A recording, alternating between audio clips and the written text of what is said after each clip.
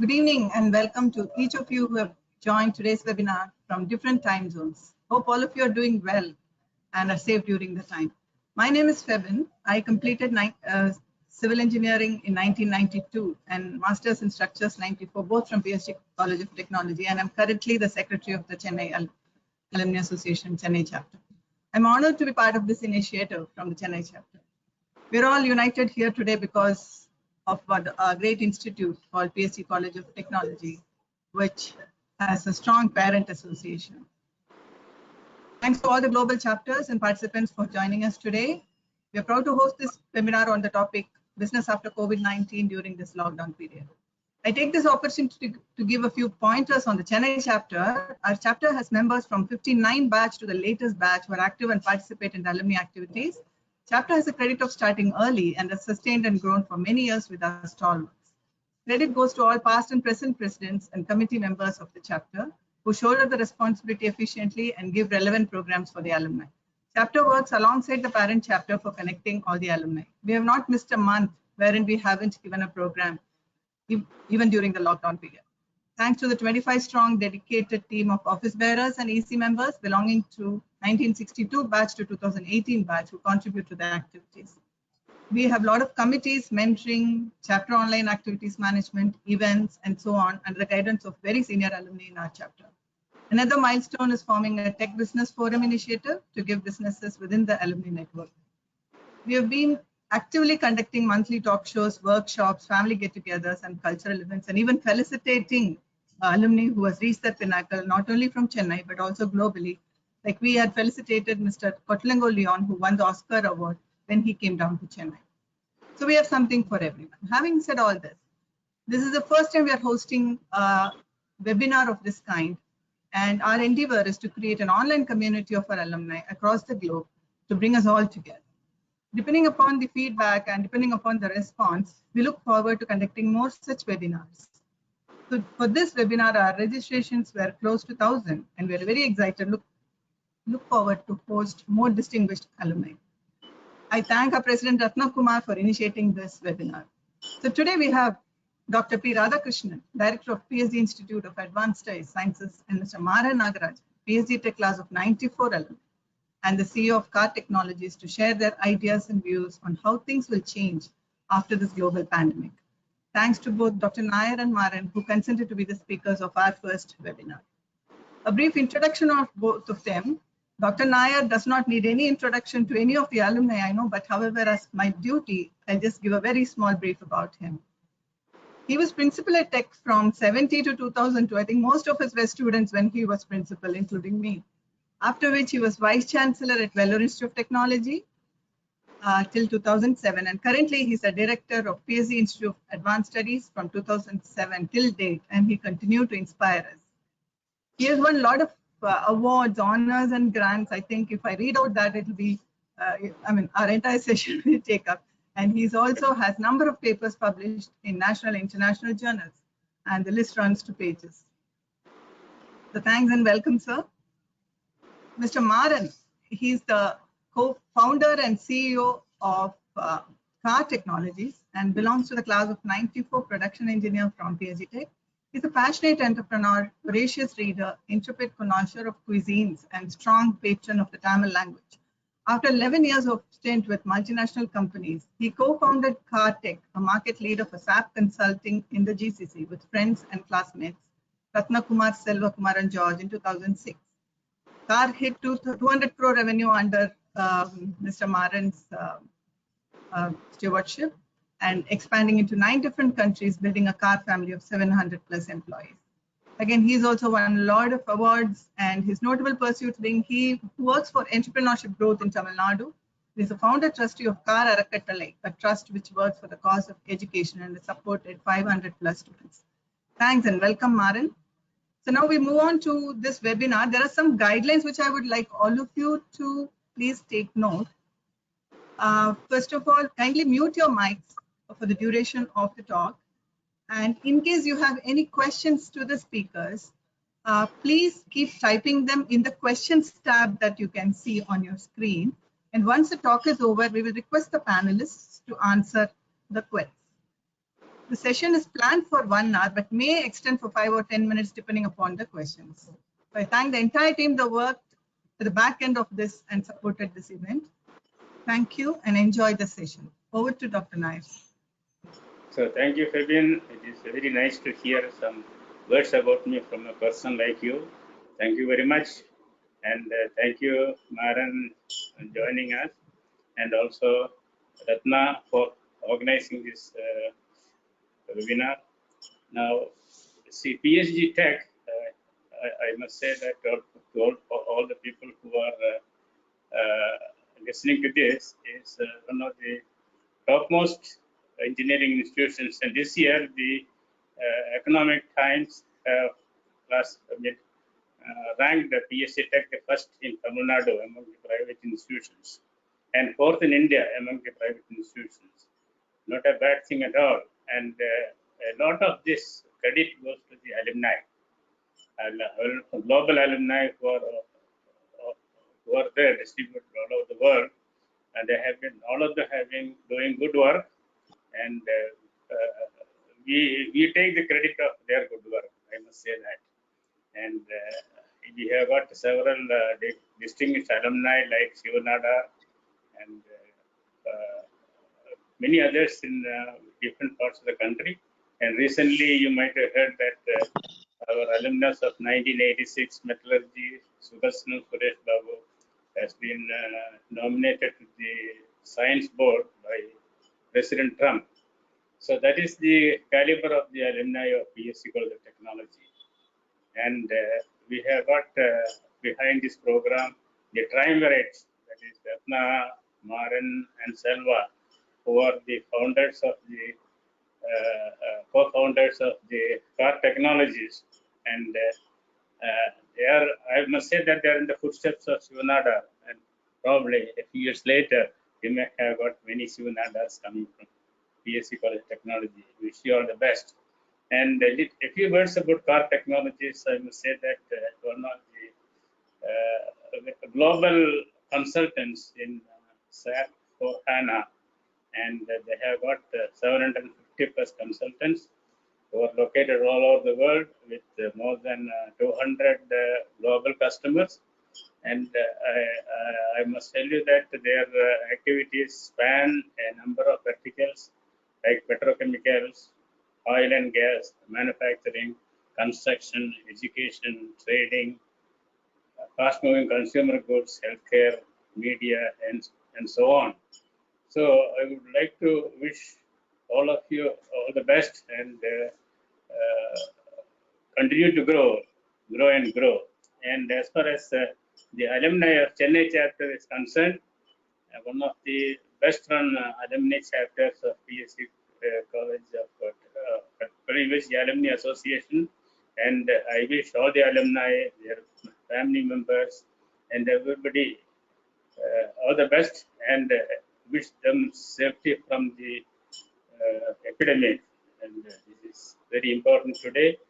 I advise all of you to stay at home, like all of us we are doing, and stay safe.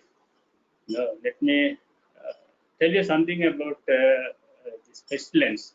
See, Albert Camus in 1947, when he wrote the book Der Peste, that means the plague, and he mentioned that pestilence is so common. There have been many plagues in this world as there were wars. Yet plagues and wars always find people equally unprepared, like what is happening now. When wars break out, people say it won't last. Like we hope that every day when you look at the TV, newspapers, whether the curve is flattening, whether the curve is coming down, and that is how we are hoping that in the next few days this pestilence will be over and we'll be back to our work.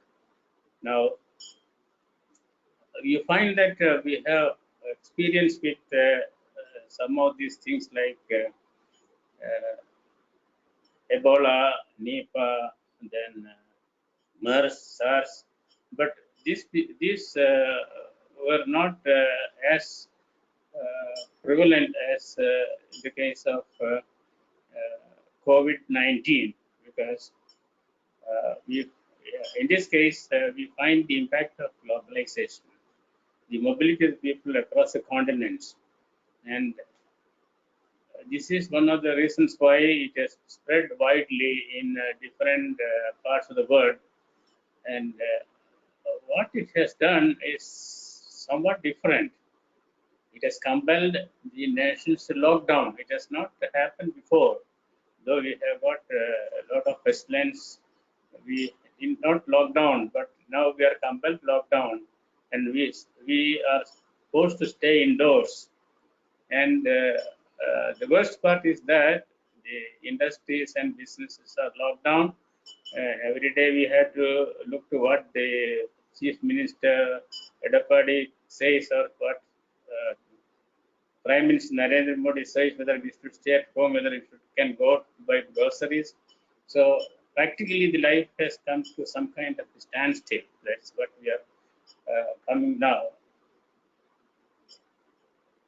Now, however, we all hope that this cannot last long, and once things come under control, the question is what next? And this is what we are going to discuss today.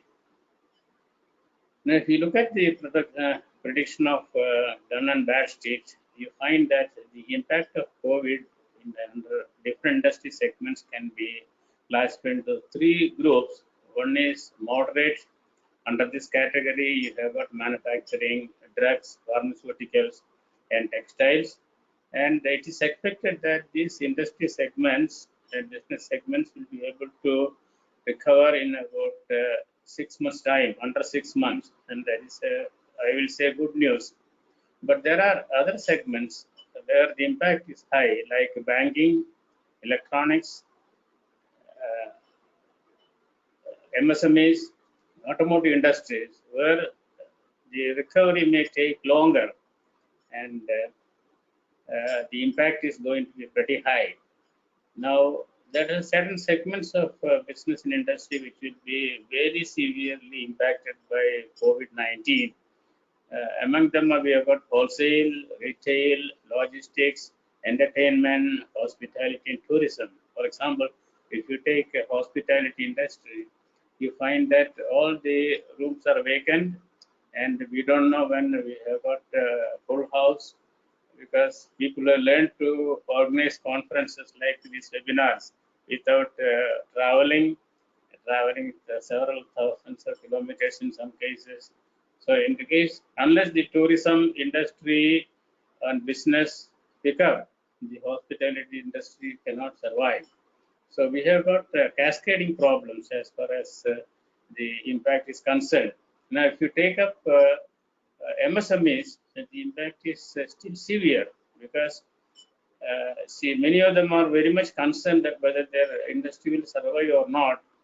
And one of the major reasons is the severe liquidity issues, because they have to convert the asset into cash, and that is a big challenge before many of the MSMEs. And there is always a fear that recessionary trends will set in, and then these things will affect the payments to the MSMEs. For example, if you take India, 40% of our exports are from the MSMEs. So if there is recession in the world, then the MSMEs will be very badly impacted. Then you have got the issues of cash flow, because you have to see that you have to pay your employees, you have to pay for the materials, and you have to get the cash from your vendors. Then you have to maintain that the order flow is there. Then a very important thing nowadays is the migration of labor, because even if a city like Coimbatore, we have got several lakhs of migratory labor, and many of them has left for their hometowns or home villages, whatever may be the case. Now, if you want to run the industry full strength, you have to get them back. That is a very major challenge. And if you take further, what we have to do in this case, when we come across such situations, we have to look at the possible solutions in multiple perspectives. And if you have got a crisis, then this is an opportunity to look at some creative solutions for to overcome this crisis. So we hope that we'll take this as a learning exercise and try to find out solutions for such problems, because see, COVID may be able to be controlled, but I don't think it will be completely eliminated in the immediate future. So what is needed that one has to look at, one I will say is inventiveness, because you have to find out different solutions for the problem. Then how we can adapt to this changing situations. You may have to change the products, you may have to change the process, you may have to go for more automation, and we have to have more flexible approach to the industrial processes and control.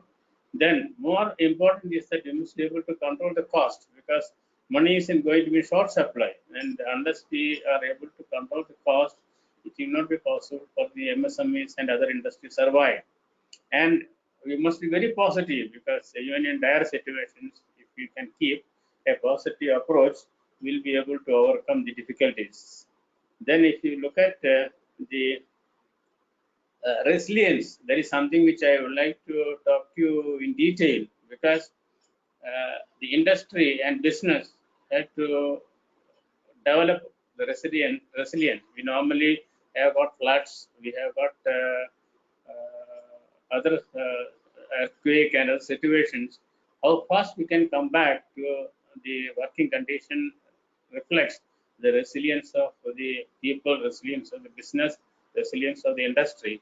So we have to absorb the shock due to the loss of production, the loss of market, the disruption supply chain. I hope Maran will talk more about supply chain in his talk. I don't know what he's going to talk, but supply chain is going to be very important, because when I spoke to some of my industry friends in Coimbatore, they are very much concerned about restoring the supply chain, because they have got their products in the warehouses. How to take the products from the warehouse to the end user? It's a major challenge to many of the manufacturing companies. Then I also mentioned about financial liquidity, which is very, very important. I hope the government and the banks will come forward to help the industries to overcome the situation. Then I also mentioned about the migrant labor. I do not think that all the migrant labor are going to come back immediately, because this COVID-19 has instilled some kind of fear, psychosis among the migrant labor, because in the case of dire situations, everybody will try to get back to their homes rather than stay in a different place where the life itself is insecure. Therefore, this is one of the important problems that the industry and business have to face. Then the solutions that I would like to tell is, the first is the restoration of supply chains, because the traffic has to be restored, the flight, the trains, the buses, the trucks. These are all very important. Then we have to enable the goods to reach the market as quick as possible. The market is always there, but if the goods don't reach the market, it is going to be pretty difficult. And this is true for the manufacturers, dealers, wholesalers, retailers, and all segments of business and industry, whether it is textiles, fast-moving consumer goods, drugs and pharmaceuticals, automotive, and so on and so forth. Therefore, we have to see that the supply chain has to be restored, and how the digital techniques can help to restore supply chain is something which we have to look at. Now, my friend B.C. Rao Kannamatal always says that never waste a crisis. A crisis is an opportunity to learn, and COVID-19 has given us good lesson. And hereafter, if any such crisis comes, I'm sure that we'll be able to face that crisis at the national level, at the city level, at the state level, and we'll be able to overcome the difficulties. And finally, what I would like to tell is that you roll up your sleeve, fight back, re-strategize, and embrace digitalization. That is very, very important. We cannot go by what we have been doing earlier. We have to automate. We have to ensure that you do our business using digital means, and this is very interesting to look at. And final advice is pivot your business for growth. And thank you very much. Kevin, Thank you, sir. I'm done. Thank you very much, sir. You're on the dot. Over to Maran, please. Greetings to all of you. This is absolutely a pleasure to be hosting a webinar along with Dr. Nair. And thank you very much to, just one moment, let me open my screen.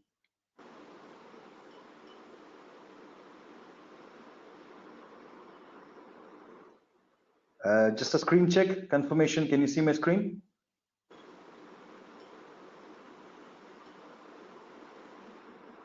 Yes. Thank you. Again, greetings to all of you. It's a complete pleasure that I'm part of this webinar to be addressing to the global PSG alumni. I understood from Febin and Ratna that almost 1,000 people have registered from United States till Australia. Puts a lot of burden on me in terms of delivering some right content to all of you. You're going to spend 1 hour of the time now. And before I commence, it's really a proud moment for us today that PSG has reached the #1 slot in Tamil Nadu in all the engineering colleges. And thanks to professors like Dr. Nair and for the eminent leadership that he showed in the college and his predecessors and the successors too. I'm always proud, my heart swells with so much of gratitude towards this alma mater PSG. They have always made us proud, and we will do everything, sir, in our capacity to make the institution bigger and better. There is like the fifth brother commitment made by the PSG brothers. All of us will make sure that the flag of the PSG keeps flying forever. Thank you, sir. Thank you for the lovely introduction. And with this, I would go back. I would go to the primary topic of the conversation today. The time is too short. We have only next 40 minutes left to cover the topic. So just to set a stage, I'm Maran, CEO of Kartik. I was given the introduction. I'm a founder, CEO of Kartik, and along with Ratna and Selvan and George, we founded this company in 2005. And ever since, we have been growing it. And Dr. Nair was very generous to compare us with great Shiv Nadar, but I think we are very, very small compared to the legend that Shiv Nadar is. Nevertheless, we aspire for that. We will keep doing the best, but we can also grow. And what we are doing is, what my plan for today is to primarily focus on 3 topics. What is facing us now? What should we do now? What can we expect for the future? As part of the first segment, what is facing us? I'll try to decipher various numbers and data. We know all of us are sitting at home and there is an overflow of data. There is an overflow of information. There is overflow of everything. There is overflow of food. There is an excessive sleep, and everybody is working from home. People are also working heavily. So there is so much of information flowing from TVs and WhatsApp and all groups. So it is important that we declutter and try to make sense of what is going on. So that is what I'll do in the first segment. In the second segment, what should we do now? In this segment, predominantly, I have focused on business leaders. The business leaders, when I say, it could be entrepreneurs, it could be founders, it could be business leaders, it could be senior management, or it could be executive leadership, or you can even be a team leader. So it doesn't matter. So I have tried to cover a large spectrum in terms of how you could make, what you should do in this post the COVID. In the third segment, I've covered what can we expect for the future. So how the future is going to be after this crisis dies itself out. So that is what I will focus on the third section. And in the end, we will have a Q&A section. We can take few questions if you still have. Good. So the first topic which I'm taking is the what is facing us. What is facing us is unprecedented. There is a pandemic going on globally. Hundreds of people, hundreds of thousands of people are dying. As of now, globally there is close to 182,000 people who have given up their lives because of this pandemic. So the crisis is grave. The crisis is real. There is a real problem. However, I would like to take a different perspective. I'm not a health worker. I'm not a healthcare service provider. I'm not a healthcare expert either. However, I am trying to make sense of data. After all, we are all engineers. We are engineers from the alma mater called PSG, and it is important that we make sense of data. Let me have a look at this. If I look at this corona statistics of the world, let me start the laser. You see, every day, every TV channel in the world is displaying you statistics on how many people tested positive and how many people are dying. So this two data is being flashed every day in every single channel. I believe that it is not, it's almost like a scorecard. It's almost like a cricket score. Every minute, every second, this is being propagated. So all kinds of data is being published. However, it's important to have a look at this. It's important to compare not the number of cases, but it's more the number of deaths that we need to take into account. Because the number of cases identified can be depending upon testing. So how much you test, proportionate to the testing, the number of cases may go up. But the death is not like that. Death is the true gravity of the situation. So if you have a look at it, if I look, and the death in isolation means nothing. The death, for example, the number of deaths in a country like Singapore, which is small, cannot be compared to the number of deaths in a country like India, which is gargantuan in its size. So it is always important to compare it in proportion, which is the deaths per million. So this is the data I have put it here. This data, unfortunately, is not being published anywhere else, but nevertheless, it's important. Let's try to make sense of this. You see, for the country of Spain, 468 people have died per million. Whereas for the Italy, it is 413. For France, it's 338. For UK, it is 266. For USA, it is 133. And for a country, and then it drastically starts falling. In countries like Dubai, it is 5.7, and it keeps falling. Saudi Arabia, Australia, Singapore, and then for country like India, the deaths per million is 0.5. The reasons could be many. Indians could be highly immune. Indians might have had the BCG, which others did not have. Maybe India is a warmer country, and most likely any of the reason could be true. Or maybe we had a wonderful lockdown, so we don't know. So if you have a look at it, this low temperature, there is a huge proportional correlation between the number of deaths happening and the high temperatures. So the lower the temperature, the higher the death seems to be. So we don't know. The virus is probably thriving in a particular temperature.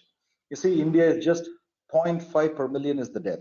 So I'm not saying this is not a big scare, but it's reasonably under control is the perception that it gives you, this data gives you. And next, if you look, this is a little bit of a stat on US. If you look at the data from the US, it's a huge country. It's one of the largest countries in the world. So it is not equally distributed. You have a look at it, the data. For example, New York, the death per million is 807. If you look at states like Florida, it is 40, and Texas is 17.8. Again, there is a kind of a correlation between the temperature. New York is under 10, and the Florida, Texas, California are on the zones of 20 plus. So there seems to be some temperature. All I'm trying to tell you, all this information is, this is not to predict that the temperature is a correlation. I'm not a statistician nor a virologist, but this gives a broad hope that as the summer is coming, as it is progressing, as we are moving towards the summer, for the first time we are going to wish for summer. In a country like India, we never like that, but for the first time, I think it's going to be a good news that the impending summer will bring good news, is my belief. And it is also important to look at it proportionately. If you look at the deaths per million in India, it is 0.5. And if you look at the deaths per million in the US, it is 250, it is 188 plus. So it's almost 250 times to 300 times is the magnitude of the problem in country like USA. So the problem is really big for them, and especially in isolated zones like New York, the problem is really huge for US. So what has this created? This has created a global shutdown. There has been pandemics before, and I'm sure there will be pandemics after, but none before or none after this situation, none before or none after this point. I believe that there will be a global shutdown like this. This kind of a shutdown, this kind of a global paralysis of the economy is just unprecedented. Nobody has ever seen this, so it's completely uncharted territory. What has this cost? This has made the equity, the Dow Jones, fall by 1/3 of its market capitalization. Almost 1/3 of the wealth of Dow Jones has been eroded in a matter of a month. Now, such a steep fall has never happened in the history in such a short span of time. And whenever such steep fall has happened, always it is followed with a recession. You see this gray color? This gray colors represent recession. I have put a data from almost 1920 onwards, the kind of recession. You see, this data represents the 1929 to 32, which represents the Great Depression of the US. And not only Great Depression of US, globally, this caused recession. This is the longest. Now, almost this deep, steep fall, which happened now, is going to be compared to the Great Depression of 29 to 32. So it is going to be it's an indication that the life is going to be pretty tough. And if you look at, this is not the only indicator. The crude oil has gone to the lowest ever point. Look at the crude oil, how it has fallen. It has fallen, it has reached the lower point it touched in 1998. And if you look at this whole graph for the past 60, 70 years of data, this is one of the lowest points of the crude oil price that it has ever hit. You all know the WTI, there is the Texas Intermediate, that oil was selling for negative for May futures, which means people are willing to give you the oil and give you money also, because the cost of carrying the oil in containers and in the ports are so high that they are just willing to pay you money to get rid of them, because they will get damages and carrying charges. So that's the situation. Because of the global lockdown, the demand has fallen dramatically. There is no cars, there is no traffic, there is no trains, there is no flights, there is literally no activity. There is lesser power being consumed, and industries are shut down, and shipping liners are slowly coming to a grinding halt. Supply chains are getting broken. So effectively, the crude oil consumption is falling, and the supply has been increased because of the OPEC talks breakdown with Russia. So that amplified the problem, and that also added to the overall supply glut. Every storage capacity in the world to store crude oil is exhausted. There's no more capacity to store crude oil. So effectively what's happening is there is a global glut. Why crude oil is such a big problem? Because every time the crude oil prices go down, the commodity prices go down globally. Because all commodities like iron, steel, copper, aluminum, base metals, all of these base metals, the prices will go down. And whenever the prices, why it is a bad news to us? Whenever the prices go down, the input costs go down, the output prices also start going down. As an entrepreneur, as a business leader, you all know that when any drop in your revenue or any drop in your turnover automatically hits your bottom line. So your gross margin erosion will happen and your bottom line will be taking a hit. And not only this, again, look at the BSE. In case of America, this Dow Jones fall also represents the strong connection between the general public. 100% of the public is connected to the equity markets. So literally, this equity fall hits every single American, their future savings, their pension funds, and all their investments usually is in equity. It's connected to the equity. So there is a huge fall, and that hurts every individual citizen sentiments. And similarly, the Sensex also has fallen, and Indian sentiments have also been seriously hit. So 1/3 of the wealth is being eroded. Almost $1 trillion worth of market cap was eroded in a period of 1 month. This is the kind of fall the Indian stock markets have seen. So this shatters the confidence of the people. This shatters the confidence of the investors. This shatters the confidence of the economy, the business leaders, and the corporate world. So this is a serious damage to the economy. This is just to give an indication. What is facing us? Very low global and Indian GDP growth. See, the IMF has predicted the GDP growth to be -3% globally, which means this is one of the lowest in the past 40 years. I have showing you data from 1980 onwards till now. In the past 40 years, this is the lowest, this is the worst recession the globe is going to face. If you look at it, India, this is 1.9 is the projected one, and this is one of the lowest that we as a country are going to hit. And this is only comparable to the 1991 current account, the trade deficit that we faced. The trade account deficit that we faced, and where we had to pledge our gold to get money. Everybody will remember that 1991 crisis when Manmohan Singh was the finance minister. So we have literally reached that kind of a point in such a lowest growth point. Already the economy was stuttering. You know, from 2016 onwards, the economy started falling. So ever since the demonetization, the economy has not been doing well. After which GST came and government revenue started falling. So altogether, the economy is in a negative zone already even before the crisis started. The COVID pandemic has amplified it. This is just to say, what is the US unemployment? 26 million people out of 155 million working population in the US are unemployed as of last week. The unemployment has reached 17%. I am showing you data since 1950 onwards till now. You don't see anything above 11%. So the 17% unemployment is the highest ever reached in the US, highest almost in a century. Just before the, as I said, 1929 to 1932 recession, Great Depression was the only point where such kind of unemployment was reached. So it's really, really, really going to be worse. Even in India also, if you look, close to 12 crore people, that is 120 million people are getting unemployed in India. This is a huge number. So this is just not an easy number to bring them back to employment zone. So the government has a huge task, and everybody is going to suffer. This is going to cause a huge shrinkage of spend.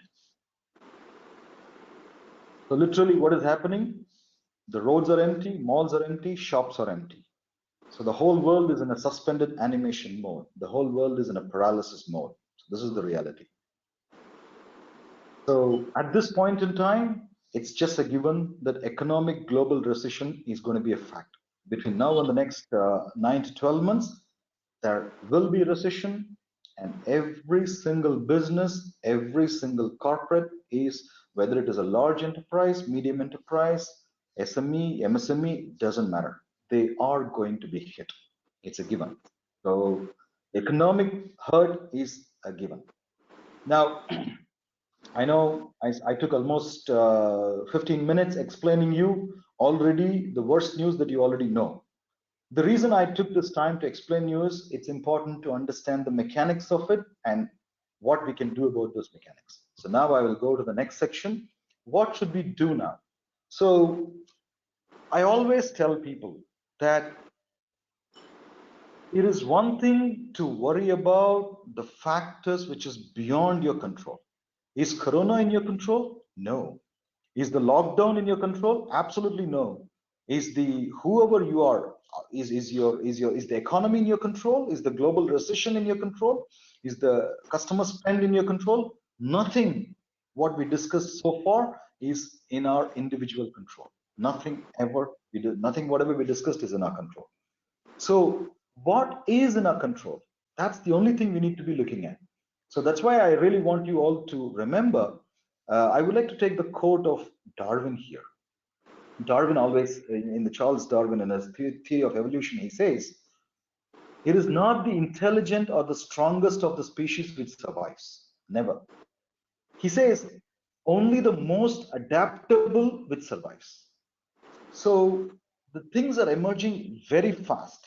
Just 90 days ago in December, we did not even know what Corona meant, what COVID meant. Just go back to December 2019.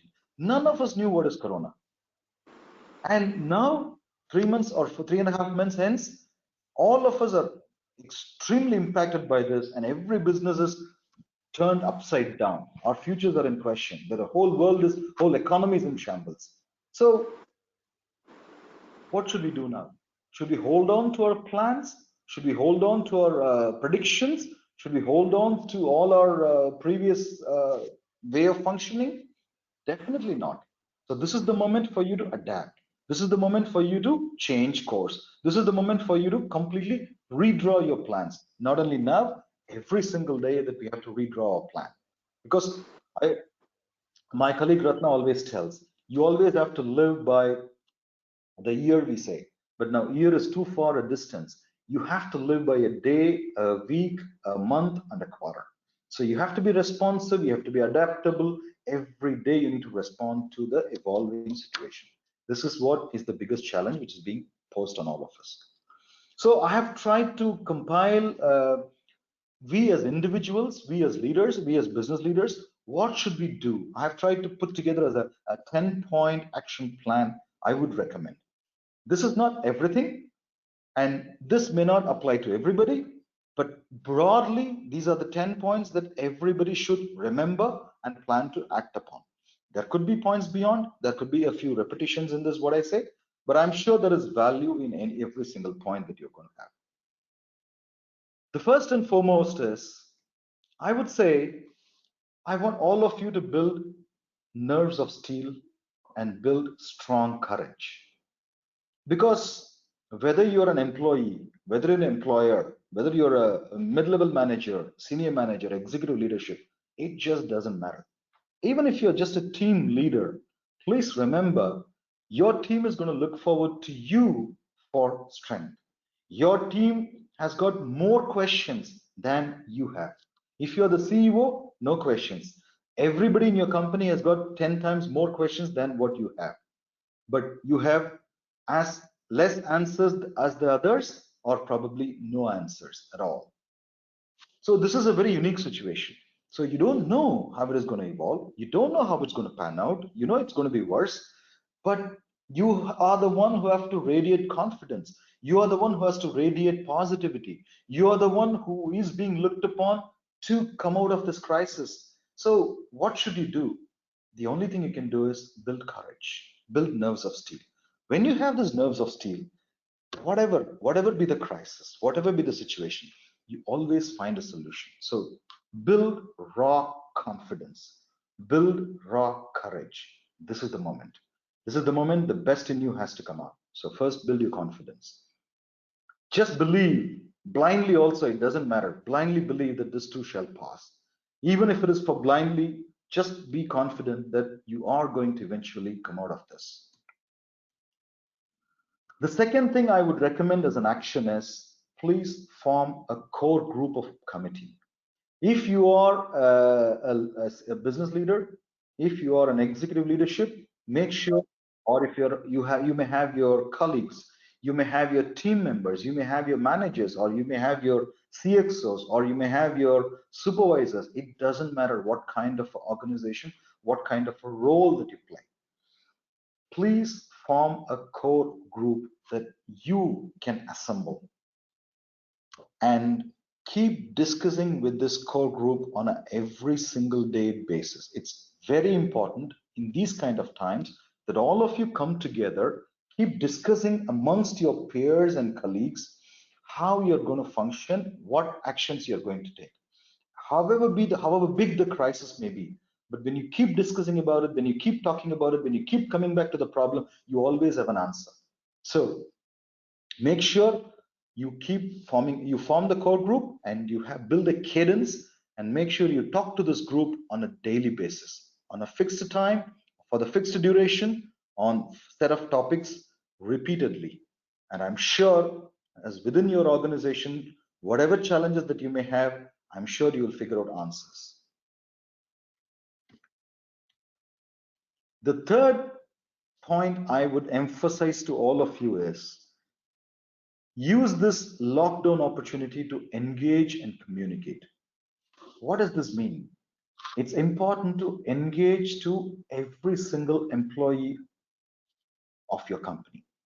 If you are a very large company, between your core group, please decide a right size of the people that you need to reach out to and make sure that you reach out to those people, whether it is employee or customer. If you're a B2B customer, make sure you talk to all your B2B customers, talk to your top 10, top 20, top 100 customers.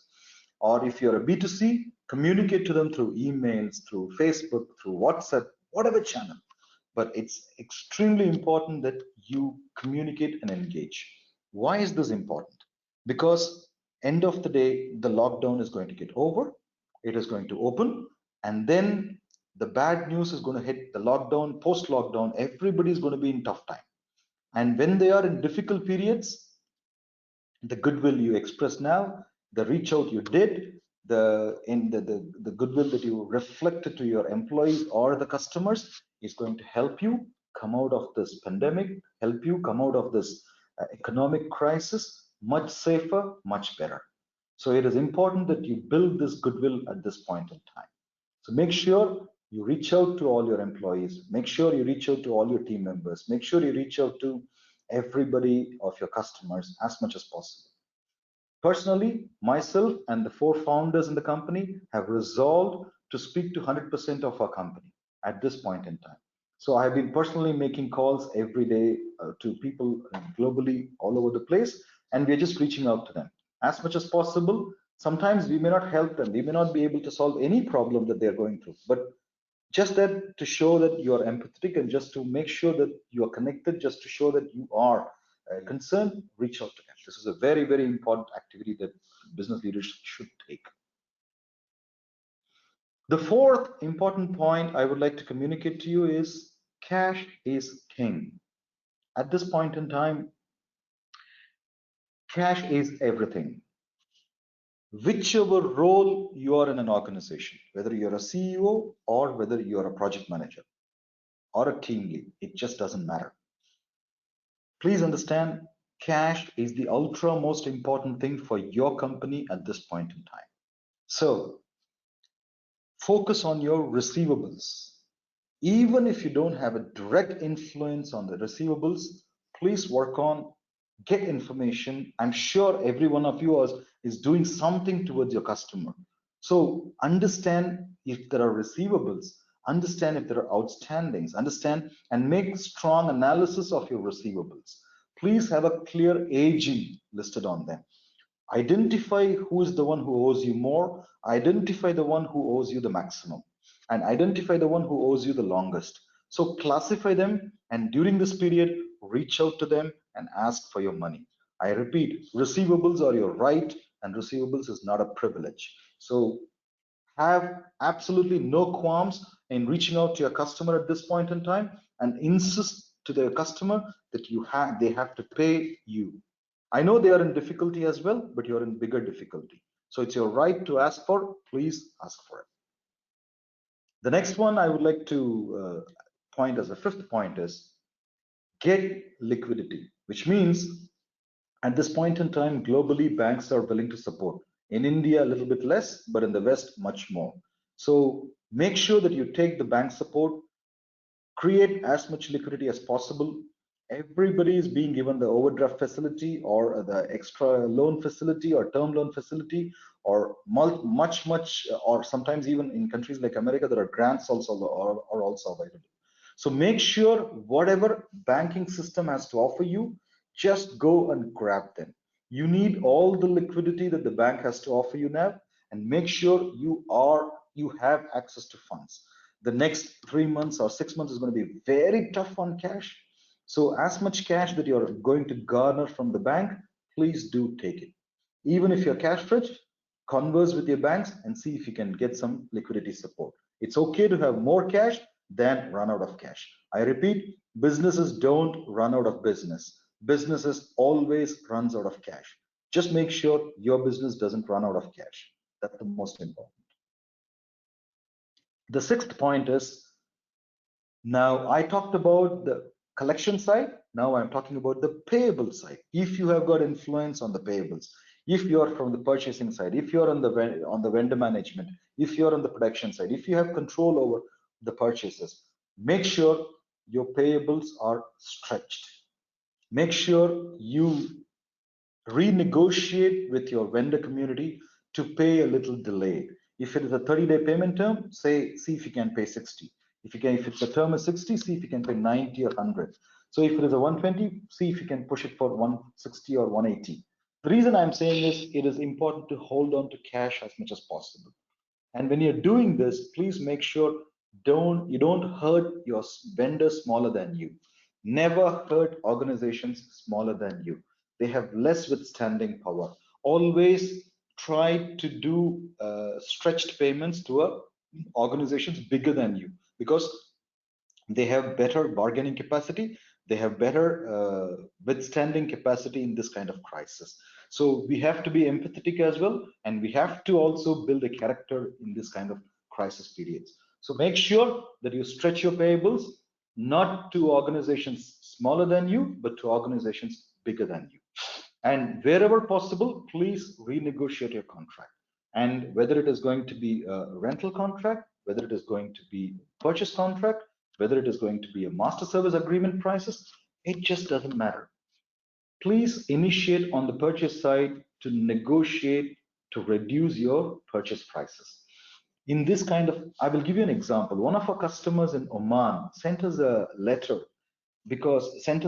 simply plainly asking, can you please reduce your prices by 30% because the oil has fallen. So we have to control the cost, and your gesture at this point in time will be respected and reflected with a goodwill, is the statement that the document had. It was a letter from the CEO to me. So customers are not hesitating to renegotiate their contracts. So you don't hesitate to renegotiate either. So please try to give a pushback to your customer side, but try to give a reduction, try to get reduction from your vendor side.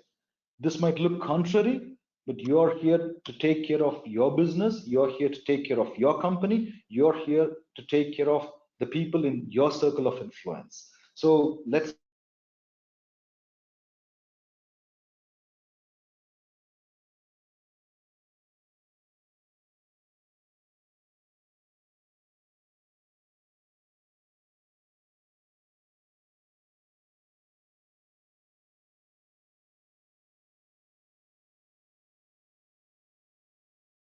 Maran, we are not able to hear you. Maran, 1 second, Maran. organization Hello, first Maran. stays afloat, because we're looking into a crisis. Yes, Ratna? Maran, sorry to interrupt. Just 1 minute of your talk we couldn't hear. Just the start. There was a slight break in the voice.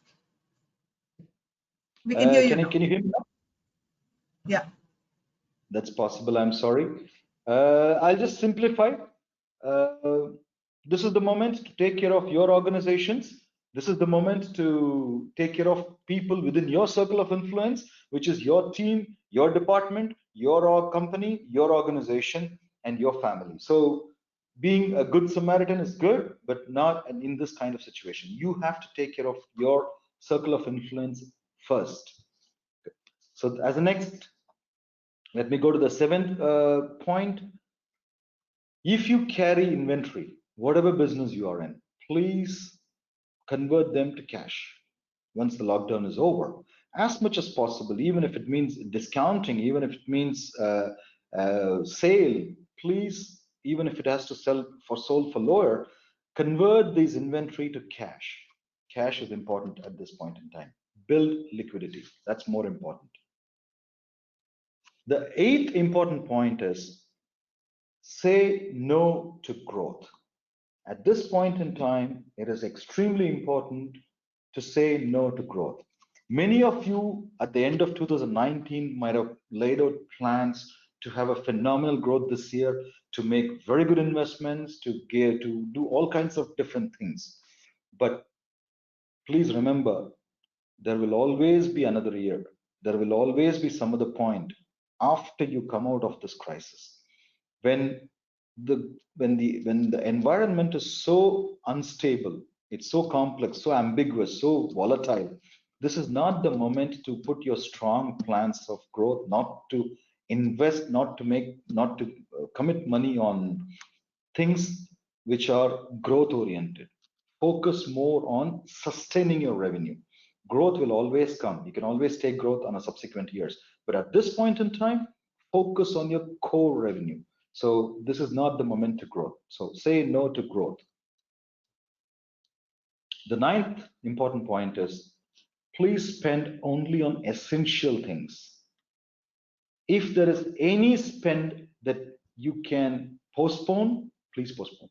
If there is any spend which is not connected to your current revenue, please don't spend. Even if you have approved budgets, as a business leader, even if you have approved budgets, be very frugal.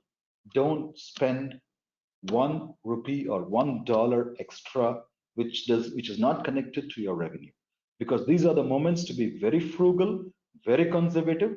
You have to be extremely cost conscious at this point in time. So as minimal spend as possible. You might have it could be a very simple thing. You might have a showroom that you might want to renovate. Maybe you wanted to paint your showroom. That you have to ask the question, is that very essential for me to do the painting now? Will my revenue stop if I don't do painting? So that is the kind of critical questions you need to ask. So make sure, if it is not critical, if it is not essential, just don't spend. Hold on to cash. The 10th point and the most important last point that I would like to communicate is focus on profitability. If there are entrepreneurs in this webinar, it is the profitability which is going to carry you through this time period. If identify at this point in time which service of yours takes least working capital and maximum gross margin, which service of yours takes high working capital and yields lesser gross margin. Try to distinguish between these two clearly and put your energy and focus on the ones which are giving you higher profitability and higher margins. Don't put your energy on high volume, high working capital blockage, but lesser profit.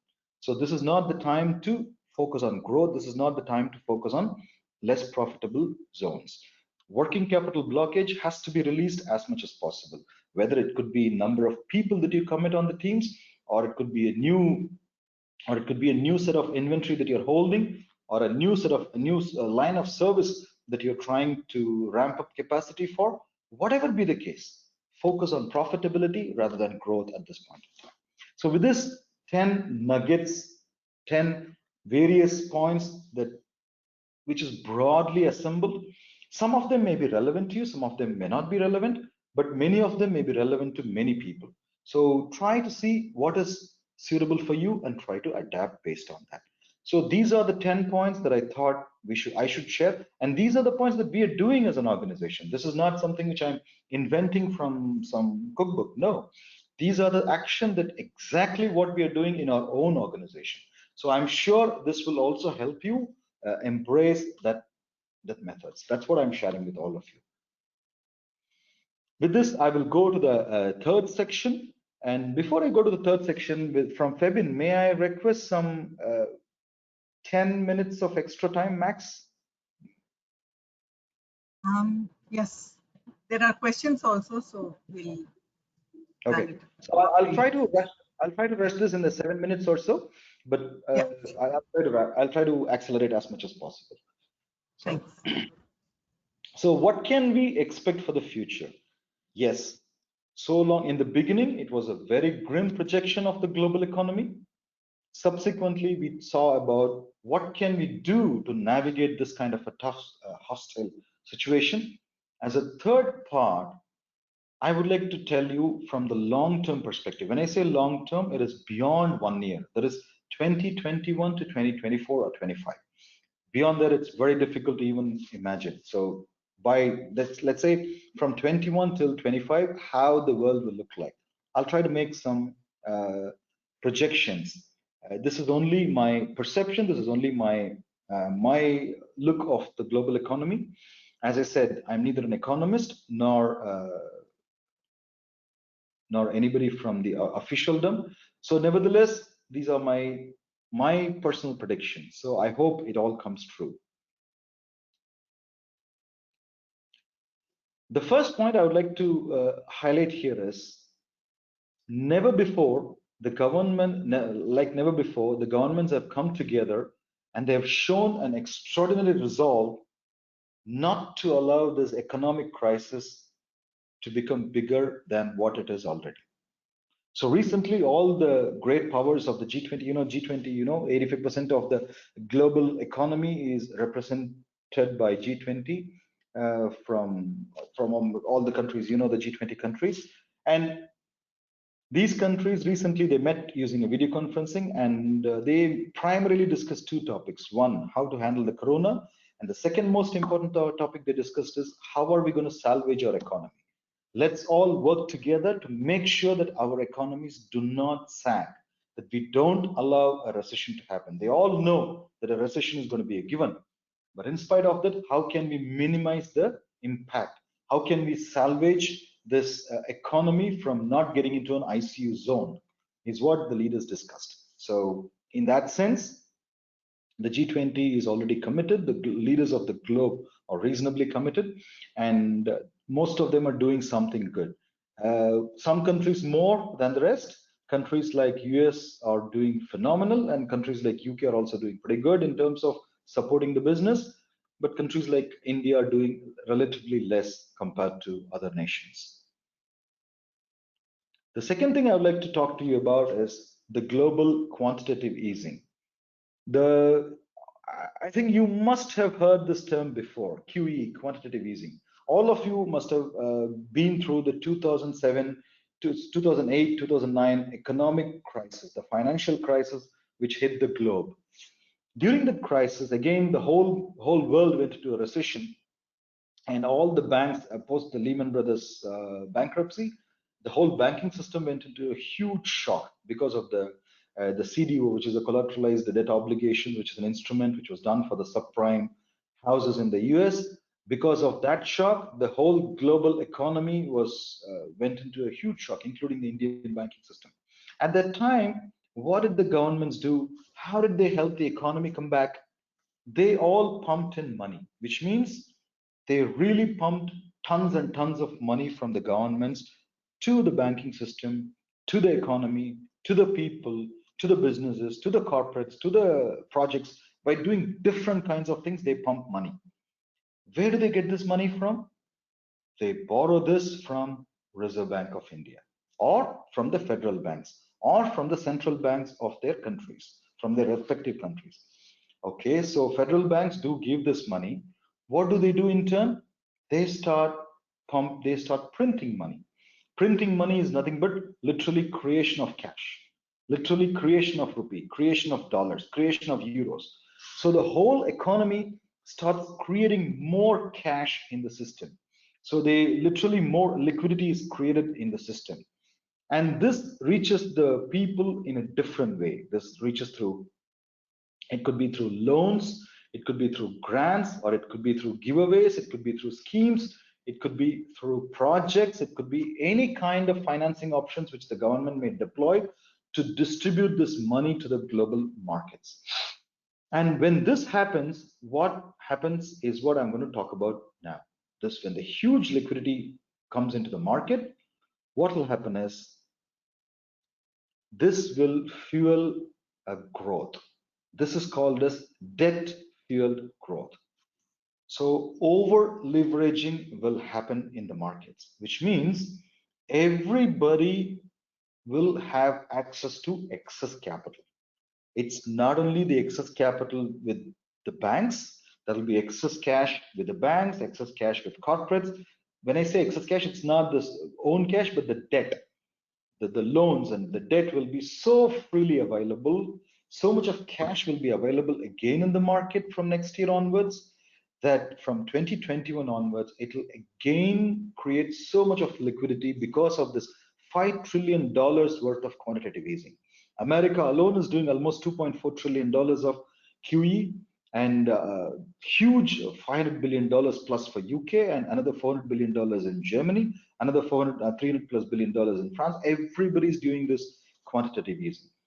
And all these money, and India is expected to do something like this, but we don't know when it will happen. So this last time, if you look, it cost a huge from 2008 onwards. You look at this growth, this market. This is the Sensex which I plotted here. This is broad representation of how the economy really grew between 2009 and 2015. So this huge growth was predominantly fueled because of the debt, and the debt was available because of the global liquidity, and the global liquidity was because of the quantitative easing of the governments, and because of the money pumped in by the governments, and that money was pumped in because of the cash printing and the money printing of the central banks. So this is what will happen again in 2021 to 2024 or 25. That I may not be able to predict, but somewhere from next year onwards, for 3 to 4 years, this growth cycle will again get kickstarted.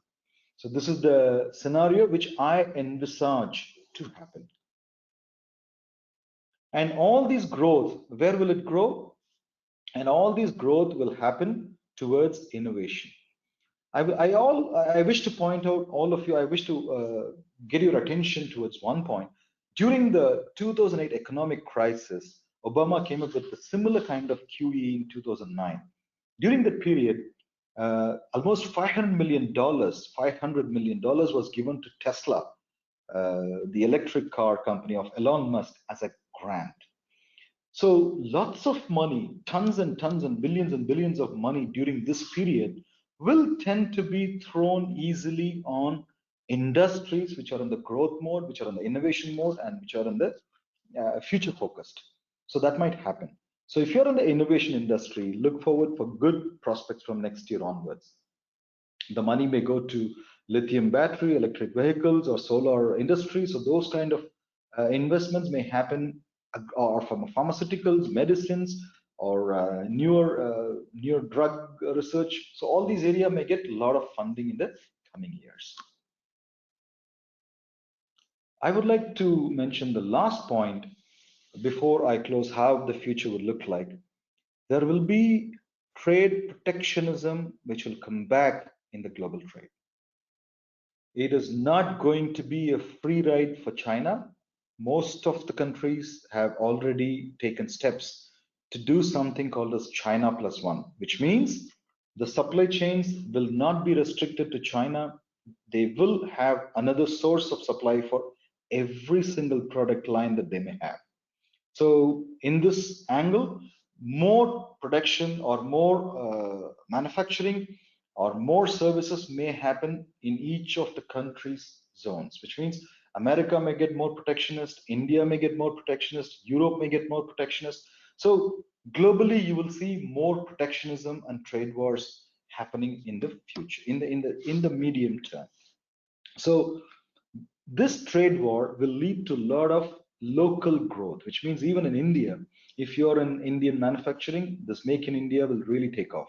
If you're in, for example, electronics industry or durables, goods durables, consumer durables, all these which is being sourced from China, or even plastics for that matter, even the cheapest of the toys that we get is coming from China. So you'll see lots and lots of supply chain not getting the manufacturing not happening only in China, but many countries will have plan B to have supply chains coming from India or other countries, or produced locally.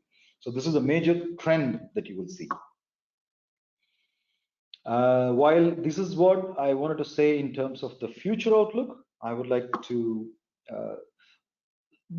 much of my conversation was focused on the corporate and the business and the executives and the leadership and more in entrepreneurial zone. I also would like to tell, at one level, every entrepreneur or every executive or every business leader is also an individual who's a head of a family. So you as an individual should also take care of some do's and don'ts at this point in time. If you ask me on a personal note, at this point in time, keep your expenditure as minimal as possible. Do not spend more. So at this point in time, if you're having excess cash, please invest partially in equity and partially in gold. Because whenever the global markets, all the financial uncertainties loom, people have always resorted to gold. So gold is not going to fail you. Gold is predicted to double in the next 18 months or 24 months. So the gold is definitely a better bet for you to be on a safer zone if you have excess cash. Or if you are already familiar with the equity investments, look at possible bargains available in the market, whichever be the country you are in. Every equity is beaten to death. So equity gives you good opportunities. So see if you can buy some good stocks at a very low, cheap prices. And even if you're an individual, if you're working as an employee, see if you can take personal loans and keep cash available with you. I know it's very expensive. These are uncertain times. Knock on wood that none of you have any difficulty in terms of your employment, but don't be surprised even if employments are threatened in the future. We do not know how it will turn out. So it's better to be prepared than being unprepared. So it's better if you want to take some personal loans and have some cushion cash available with you, do it. Nothing wrong in it. It's better to be prepared than being caught unprepared. The don'ts I would recommend is this is not the moment to have discretionary purchase. This is not the moment to buy your branded goods and cars or new real estate or consumer durables or electronics or a new phone or whatever, or pre-closing of your real estate loans or pre-closing of your EMIs. This is not the time. So be very frugal. This is not the moment to be spending big time. So with this personal note, I would like to come to the end of my session. Before I close, I would like to give a very small story. I think most of you know Tamil, and all of you have heard about the Kuti story recently narrated by Vijay, but it's not the same story, but it's a season of Kuti story. So I thought I'll share with you a nice little story, and most of you might know. There were two frogs, and unfortunately they fell on a container with milk. You know, they cannot survive in a container with a milk. So one frog gave up and it sank and died.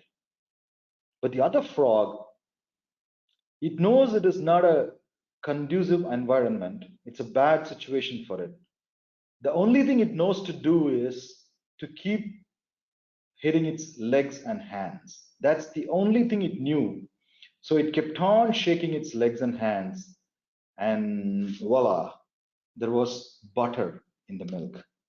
So what does the frog do?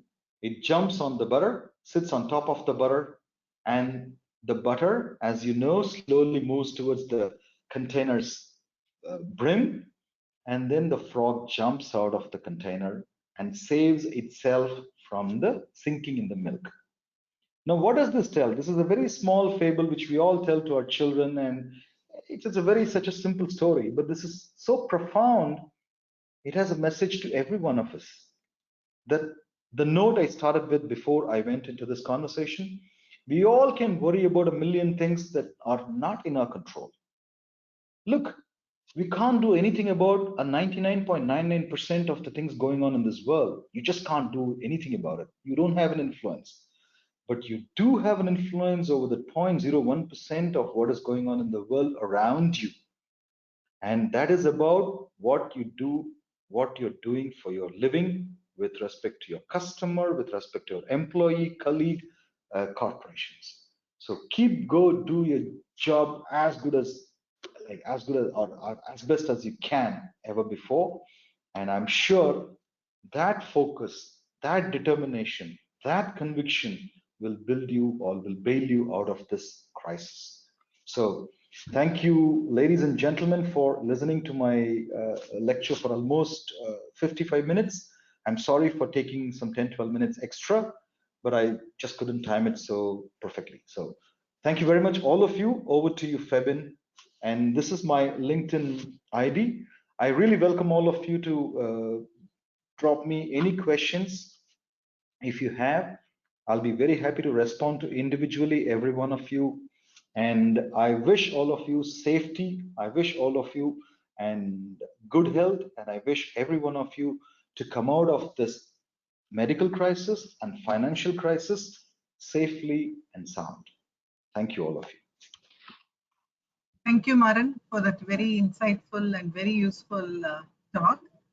We've got a lot of questions, so probably we'll pick out 2 questions. Can you just answer some of the questions? I'll just read it out, both of you. And to all the participants, all the questions will be answered privately to you because we are short of time.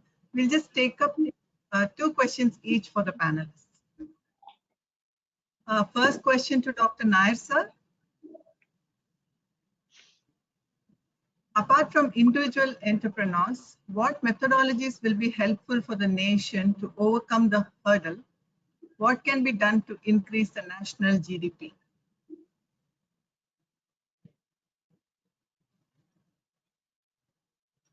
Sir, you could hear me?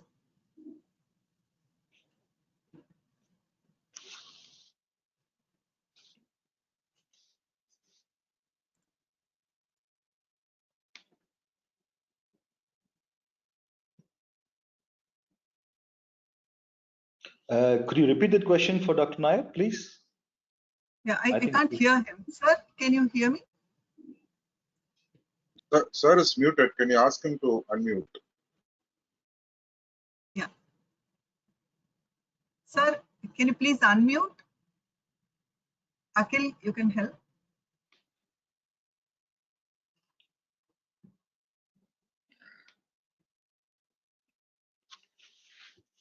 While we keep doing that, Febin, you can probably ask a question to Maran and then we'll come back. Maran, there is a question which is kind of getting repeated with 3 participants, I think. One, it is like, how do you think the government will respond to new entrepreneurs after the lockdown? This is asked by Sai Chennupatti, and Kausalya Lanka has asked, is it good to think about starting a new business now? And also, so Venkatesh has asked your advice for startups. What is your advice on new investments? I mean, I just thought they're all related to new business starting, startups and entrepreneurs.